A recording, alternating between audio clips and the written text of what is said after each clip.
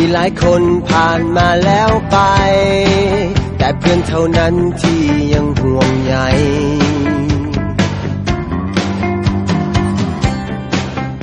บางสิ่งก็อาจจะเปลี่ยนไปพอเวลาบอกรอท่าภัยและเพื่อนเท่านั้นที่ยังห่วงใย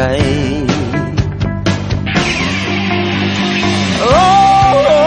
ความจริงใจที่เฮามีให้กันความผูกพันที่มีตลอดมาให้เวลาเป็นสิ่งที่พิสู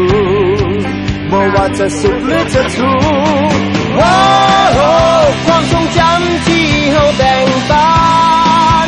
บ่มีวันที่จะลืมมันมิตรไมตรีที่ยาวนานคือความจริงใจที่มอบให้กันเสมอมา